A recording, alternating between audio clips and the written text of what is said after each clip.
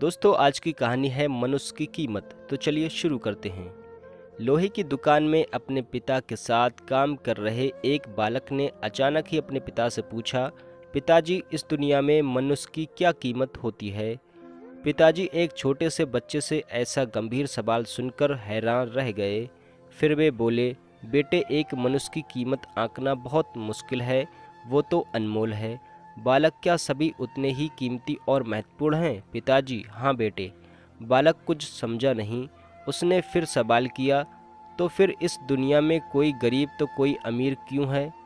किसी की कम रिस्पेक्ट तो किसी की ज़्यादा रिस्पेक्ट क्यों है?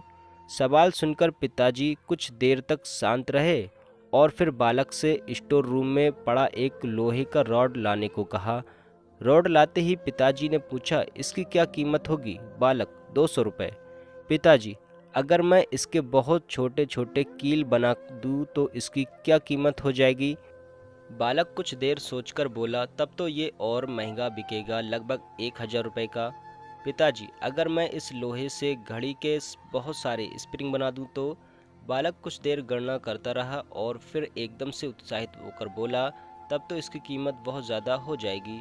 फिर पिताजी उसे समझाते हुए बोले, ठीक इसी तरह मनुष्य की कीमत इसमें नहीं है कि वो अभी क्या है, बल्कि इसमें है कि वो अपने आप को क्या बना सकता है।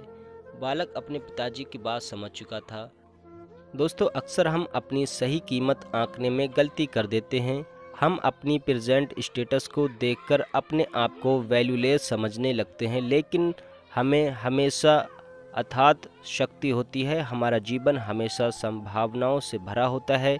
हमारी जीवन में कई बार स्थितियां अच्छी नहीं होती हैं, पर इससे हमारी वैल्यू कम नहीं होती है। मनुष्य के रूप में हमारा जन्म इस दुनिया में हुआ है, इसका मतलब है हम बहुत स्पेशल और इम्पोर्टेंट हैं। हमें हमेशा अपने आप को इम्प्रूव करते रहना चाहिए और अपनी सही कीमत प्राप्त करने की दिशा में बढ़ते रहना चाहिए। Thank you.